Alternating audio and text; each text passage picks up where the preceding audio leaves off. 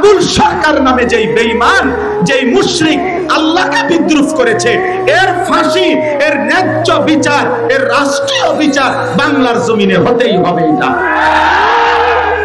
আপনারা অনেকেই শুনছেন, সারা দেশের উলামায়ে কেরাম, ইমানদার তৌহিদি জনতা, বিবেকবান প্রত্যেকটা মুসলমান একটি ঘটনায় খুব বেশি বেদনাহত হয়েছে।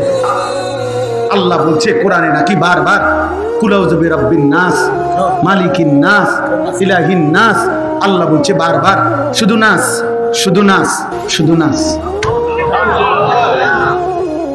আপনি শোনেন মিয়া, আপনি শোনেন। আমি ব্যক্তিগতভাবে সারা দেশ জানে আমি কোন রাজনীতির মানুষ না। আমার এই এলাকার মানুষও জানে আমি আজকে 10 বছর এই এলাকায়, আমি কোন রাজনীতির মানুষ না। আমি রাজনীতির ভালো মন্দ বুঝিও না এতটা, কিন্তু আমি একটা রাজনীতির কোনো হিসাব বুঝি না। এটা নিয়ে দল টানাটানির বিষয় না, এটা দল টানাটানির বিষয় না।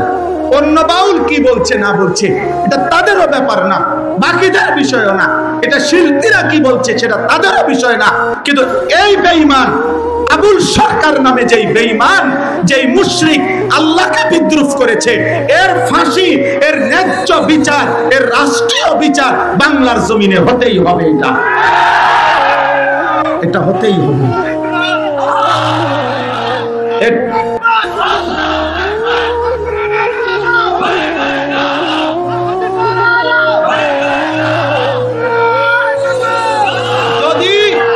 যদি আপনাদের মধ্যে কোনো মুসলমান শুনে থাকেন আর আপনার বিবেক যদি বলে এটা অন্যায় না, এটা অন্যায় নয়, আপনাদের বিবেক যদি বলে, তাহলে আমার বিচার ওই বাজারের মাঝখানে 4 রাস্তার মোড়ে যে বিচার হবে আমি সেই বিচার মেনে নেব। এই আসমান সৃষ্টির পর থেকে, পৃথিবীর প্রথম মানুষ থেকে আজকে পর্যন্ত পৃথিবীতে বহু মানুষ বহু কুফরি করছে, শিরিক করছে, আল্লাহ তাআলার হুকুমের নাফরমানি করছে।